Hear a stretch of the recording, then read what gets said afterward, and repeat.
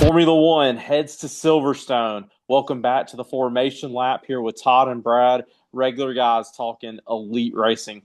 Todd, we've got such an exciting race to preview this weekend and a sprint race. The sprint race debuts for the first time at Silverstone.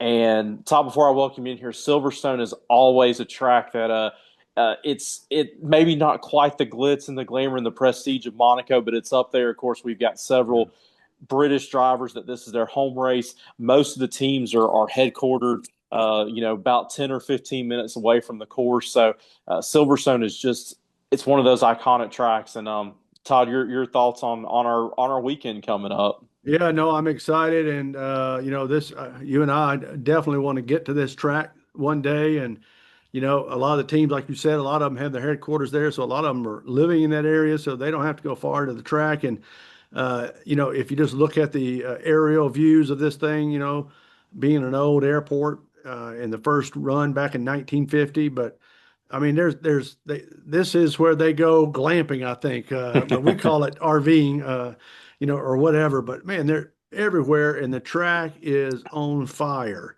and I mean Hmm. literally, heat wise, but just some spectacular speed. And as you said, this track is kind of like Barcelona. It's going to expose anyone that has got something, not quite right with a car. It's going to show up. So, and then they're adding a sprint. I don't think it's been here in a while. And being dry, that's rare for the British Isle too. So, but it looks like it's pretty windy. But yeah, I'm super excited for it, and hopefully one day you and I can get there and have this broadcast there one day. But Brad, let's go and talk about where we are. We're on Hmm. round 9 now, about ready to start on Sunday, but we've got through round 8, and it's getting tight.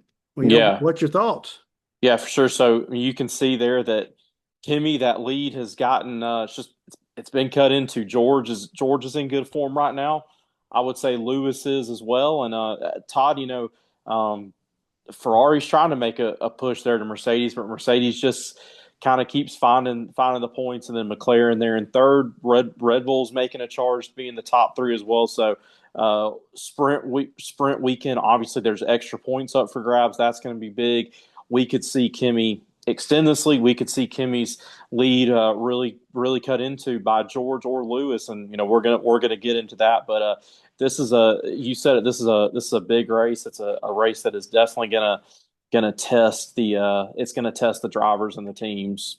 Yeah, it is. And folks, I mean, you see it here. This has been a kind of a seesaw in the last Hmm. couple of races, and it's going to get here. I mean, we'll talk about Lewis a little bit in a minute, but if he wins, this would be a 10th win at this, course. And I don't know if he's got the car for it, but as you see here, he keeps chipping away.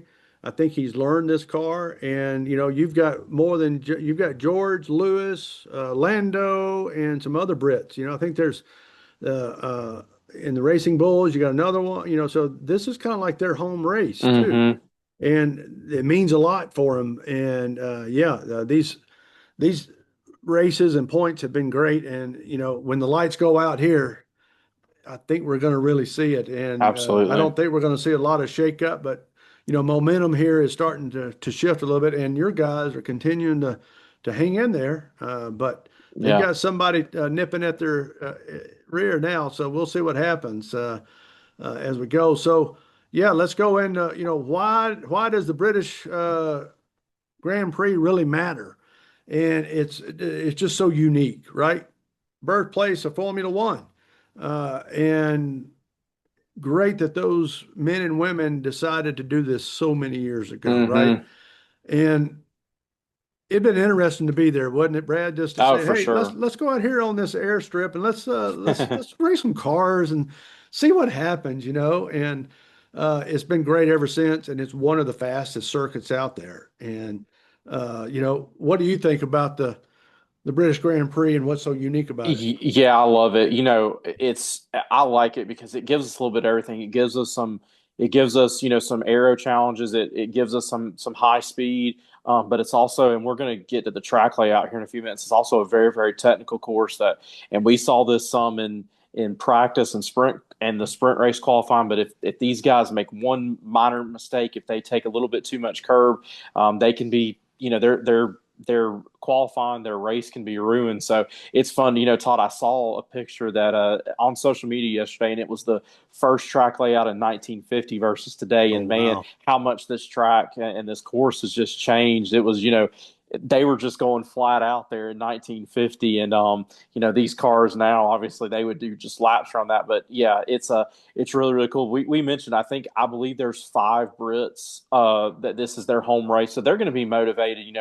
They know that some of them don't have the car to win it, but they're still going to all be motivated to be in a points finish. So I think that's going to be key. Todd, you hit on a few minutes ago, but weather in England, if you've been there or you're from there, you know that it can change on a dime. And so we, Silverstone, it can be beautiful 10 minutes, and then 10 minutes later, they're getting ready to put on wet tires. So that's I think the weather's going to be interesting this Yeah, I think it weekend. is. And I agree with Brad. You and I have both been to England and Scotland, and we know it being sunshine one minute and then pouring rain the next minute and then sunshine. And you're like, wow. But I think the history of this is what's so cool, right? And growing up as a kid, we had some of the MGs and some Hmm. of the British cars that would come into America down at near, Atlanta. And we'd be like, wow, look at that, and so it's pretty cool that all this kind of started in this area, and it's going to be just a really great Yeah.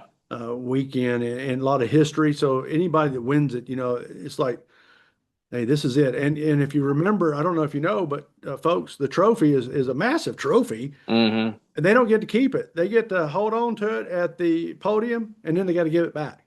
And they get their name on it, but it's like, what an honor to be able to say I got my name on something I don't get to keep, but it's really cool. So, Brad, I think it's going to be neat. You want to go look at the track? Yeah, let's look at it. And Todd, I know we've talked about this, but first of all, this is unique because so many of these corners and straights they're named. I mean, we see this in Monaco, see this in a couple of the tracks, but you can see there's every little section of this course has got a name, and probably the name you're going to hear most this weekend is Maggots and Beckett's, and it's challenging because you get some high speed there in Maggots, then Beckett's is very, very challenging, and you can be rewarded or you can. And Todd, kind of looking at the course layout there, it's last week, we had at the Red Bull Ring, it was a very, very short course. I mean, we were talking guys, a minute 5, minute 6, minute 7 is their lap. We're almost 90 seconds to make your way around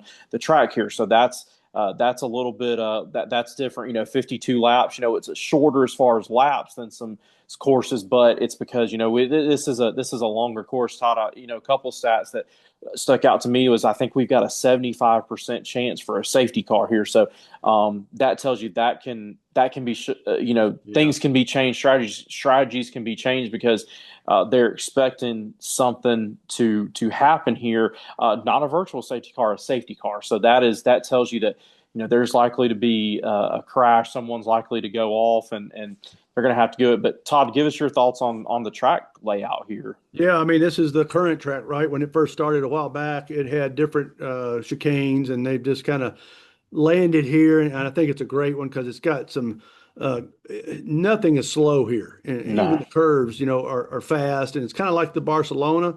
They're going to be medium. They're not going to be always at the high speed, but it's going to put the pressure out on the tires. But when I heard this as a kid, sometimes maggots, I'm like, ugh.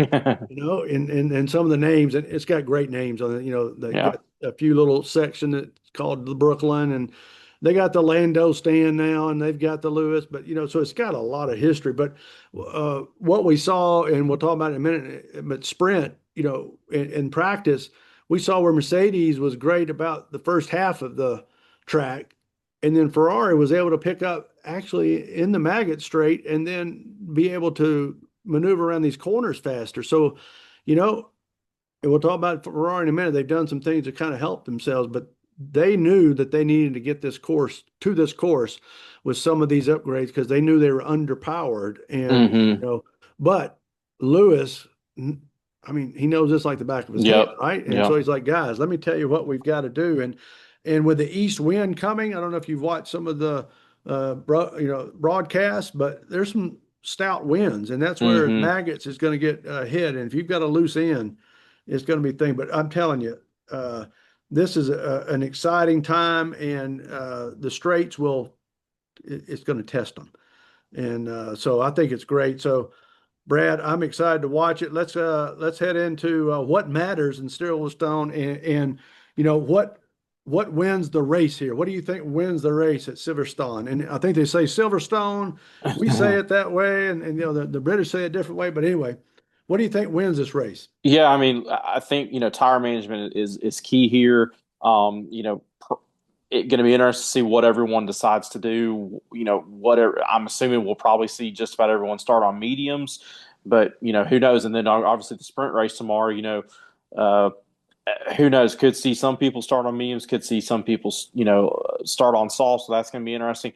You said it. The confidence to be flat out through maggots and then to be a little bit Mhm. daring in Beckett's. That's where you can make your. That's where you can make up some time. I think Yeah. qualification execution time. I think this is key because this is a course that we do see some passing. It's not as high as other ones. I think last year it was in the mid 50s for the number of passes. So that's a pretty good number. But Todd, it's a place that you got to be confident, and we've seen with these cars, this is we're about 7-8 races through. There's been some passing in some places that will surprise you, and I think you'll see the same thing at Silverstone this weekend. Yeah, Brad, I'm with you. And with these new cars and the battery charging and things, we'll see some awkward passing here or there. But I think you're right. And it's kind of like, folks, when you've ever driven on a road that has the back and forth and back and forth, that's the Beckett's. And as soon as you get your body and going, the curb's coming, you got to turn, right? And then you hit a straight and you're like, whoo, I'm glad. And then you've got to, technically get ready to do it. I wish I could cut the corners on some of those curves, when I'm driving in the mountains or somewhere around a river. It'd be so much fun. But yeah, you're right. And with Lewis and George and some of the Brits being from here, they know this course. Hmm. And I think we're going to see it. And I think we've already seen a snippet of it since this broadcast is after the sprint qualifying. I think we're going to see, they know it as long as you trust that car. And I think that's what it is. And you throw in the safety car, Brad, where does that happen? Where are you on the track? Are you going to be able to restart? Yeah, it's going to be some challenges Yep. as we go through that. But yeah, I'm super excited about it. And of course, Yeah, if you watch the F1 movie, this was the first place that's that they right. filmed. It was part of the movie, but this was the very first place that they did national anthem going on, planes going crazy, all this, and this is where it all started in the movie too. Well, So that's and really and neat. and two, this is the course where Brad Pitt tested the Apex GP car, and everyone thought he was way down, and he made up time in that third sector. So maybe we're gonna see a little inspiration from that tomorrow. Hey, So that's right. Todd, Yeah, let's kind of hit on some, what we see as kind of some key battles, and this is kind of the point that we like to talk about for some of the midfield. But Todd, I think a key matchup here to me is where Racing Bulls is with Red Bull, and I'm going to throw McLaren in there. I think yeah, Red Bull, McLaren. I think out of the big four, they sit at 3 and 4. Although Red Bulls made a charge, but I think Racing Bulls, and once again, Todd mentioned a second ago, but we are filming this after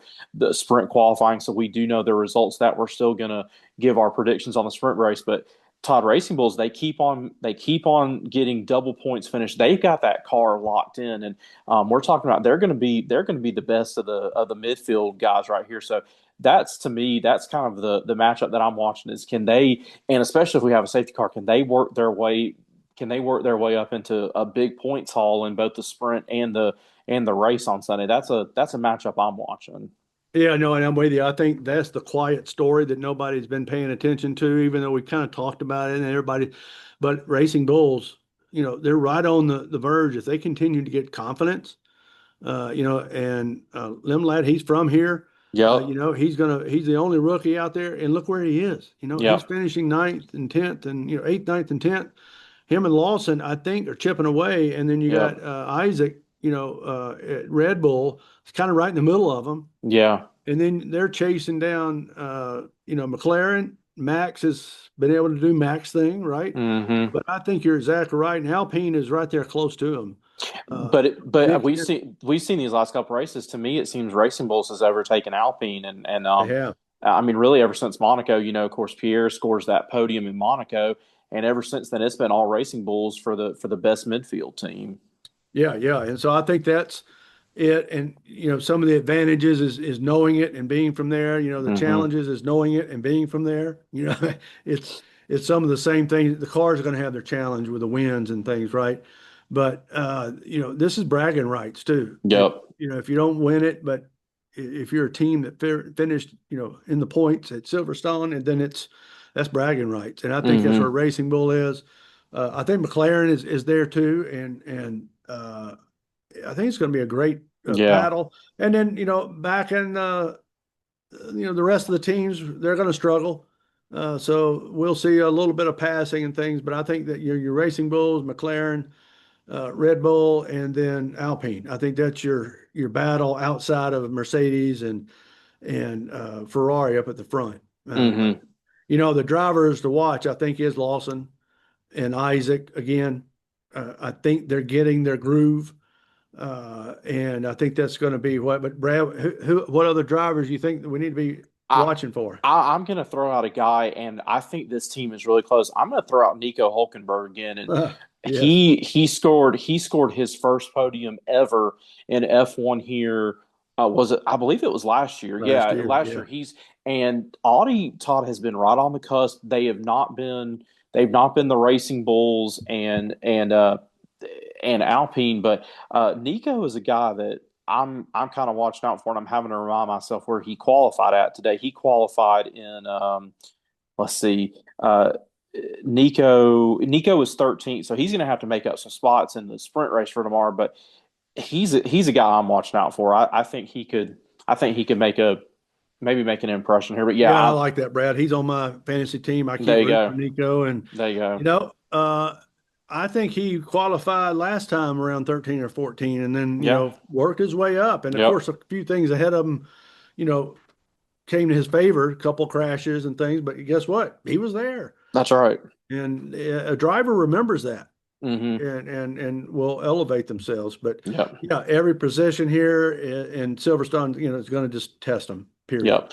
And just a quick reminder to those listening, of course, the difference with the sprint is the top 8 score points, and the regular race on Sunday, the top 10 score points. So, Todd, let's get into it. Your Ferrari guys, a really, really encouraging showing in sprint qualifying. Lewis is in P1. Charles is right up there. So, Todd, and I know go ahead, give me your thoughts on Ferrari this weekend, but I'll go ahead and take your sprint prediction as well. Well, that's fine. Yeah. So I've been impressed with Lewis because I'm telling you, the Ferraris aren't yet ready for this course in their power, and it's been obvious in the last two races, and they have come with some creative upgrades for aerodynamics, creating some more force so they can get around those corners faster. And I think what I've seen is, as we've talked before, Charles is still he likes to be a little more snappy and aggressive. And when you do that, you want a good front end. Hmm. The back end has not been there. And folks, it's kind of like, if you had some bad tires or whatever, you can tell when it starts slipping, to where Lewis, I think, feels more comfortable and knows how to do it. Plus, he knows it. I've been very impressed with them. I was not expecting them, honestly, to be where they are. I thought they would be, 4 or 5 or 6, but F1 continues to amaze me, on Yeah. that. So, where I think Ferrari is going to be, I think they've got a chance. They've got a lot of momentum in just who they are, right? The factory's getting excited, the drivers getting excited, and so I think some of that is causing, the adrenaline to pump. And Hmm. help them through it. And they both know the track. Charles and Lewis know this track. So I think they're doing the best. And my sprint, as they podium, Kimmy and Lewis were what, 1/10? Yeah, it's close. I mean, it was just a blink of an eye, and Max was right there with him. But I think somewhere in it, Kimmy's going to figure out how to get ahead of Lewis. It's going to be close, Yeah. because Lewis is an advanced driver Yes. and knows this place. But I think it's going to be Kimmy, Lewis, and Max, Okay.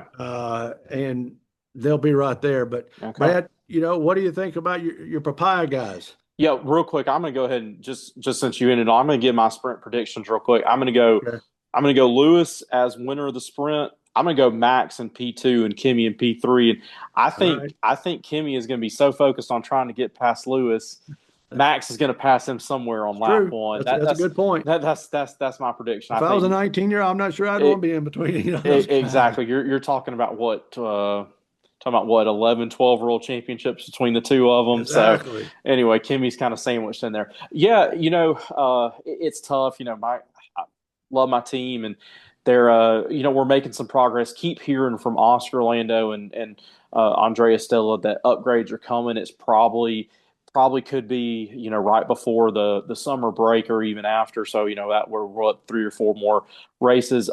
We're competitive. We are right there with Red Bull. Red Bull could even be a little bit ahead of us right now. But as far as the sprint and race, I'm just hoping for somewhere between fourth and seventh. All You right. know, Lando, I think I think I'm has there with you. yeah, I think Lando has shown a little bit of pace this weekend. Oscar has too, but Lando had a tough sprint qualifying. He had had a couple of pieces break off his car there in the first session of qualifying, and then they were able to fix it. But we just don't quite have the pace. I do think it's coming later in the season. But once again, this is one of those.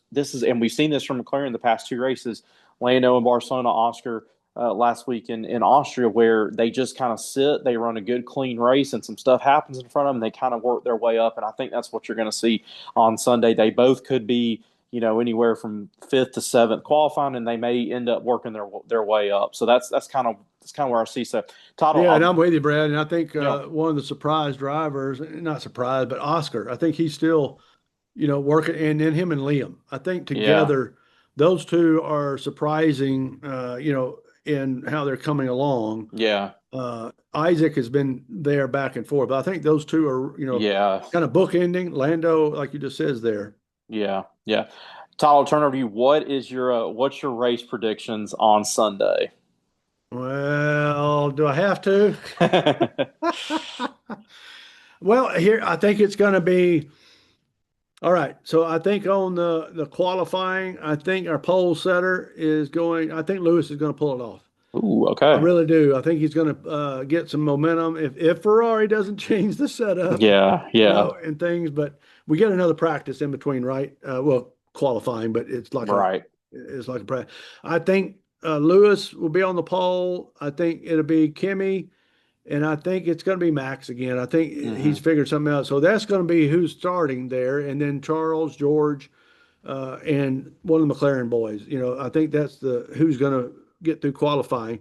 Who's going to win it? I think Lewis is going to pull off a historical. Okay. I think he's got enough understanding of that car. I think he's going to continue it and figure it out. I think it's going to be a big surprise too, right? Because we're all expecting him to. But then with the car, they're not. So that's where I'm going to go. I think Kimmy will beat out Max for second, and Max will figure it out on third. And then I think Charles and the rest will be right behind. I don't think we're going to see a lot of movement, but No, I don't either. I think, like I said, qualifying, we always say it, but that's where I land. And then your Racing Bull is going to be right there in McLaren. Yep. So, and the guys in the backfield, their upgrades are coming, but they're running out of time. So Yeah. I think that's who we're going to be. Brad, where do you go land? Yeah, so I'm gonna start pole position. I'm gonna take Lewis as well. I think he's in just such good form right now. He's got a good feeling for the car. Todd Lewis could drive this place with his eyes closed and Yeah. be perfectly fine. My biggest surprise, um, I think Pierre Gasly gets back in the points here. Think he displaces one of the Racing Bull guys for a points finish. Like it. And then my driver to watch, uh, I'm going Charles. Charles showed some good pace in the only practice session we had. Showed some, I thought, some encouraging pace in the sprint qualifying. I think he could be up here for a challenge at the podium. I'm not necessarily predicting that, but Charles is a guy I'm kind of watching out for. Some things happen in front of him. Charles needs some confidence back, so that's where I'm going. So, all right, I like it. I picked Lewis on the pole. So P1, I'm going Kimi Antonelli. He is going to be All right. pushing. He knows that the last two races that his lead has been cut into. I'm going Kimi in P1. I'm going Lewis in P2, and then I'm going George Russell in P3. All right. I think George is going to be motivated. I think you're going to have Charles and Max right there. I'm hoping one of my McLaren guys is going to be right there and for fighting for P4 as well. So it's going to be entertaining, Todd. And we talked about it, but just to reiterate this, the weather could change on a dime. I think right now it's going to be clear, but you did mention the wind. Yeah. Even though these cars are so low to the ground, that does factor. And I mean, the wind varies obviously from day to day. So how the wind is blowing tomorrow for the sprint race and for qualifying, it's going to change on Sunday, and it can mess your setup up. So anyway, the weather is always a factor here at Silverstone, even if it's not predicted to be.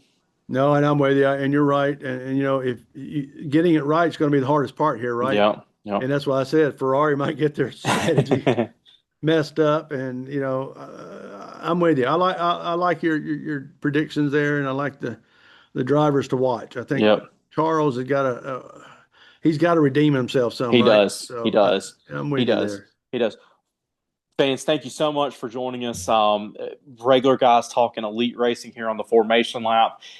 Please, if you get a chance, watch Silverstone this weekend. It's going to be a lot of fun, and you get a sprint race here. So, as you can see there on the screen, give this video a like. We just appreciate the support. Give us a comment on what you're expecting this weekend out of the sprint race, out of qualifying, out of the race. Share this video with your friends and family, and please hit that subscribe button. Follow along with us later on. Next week, we will have our after the checker flag, our reaction to what happens in Silverstone, and be back with us shortly as we continue to talk F1 in the coming weeks. This is the Formation Lap with Todd and Brad signing off. See you next time. Lights out. Let's go racing. That's right. See you next time.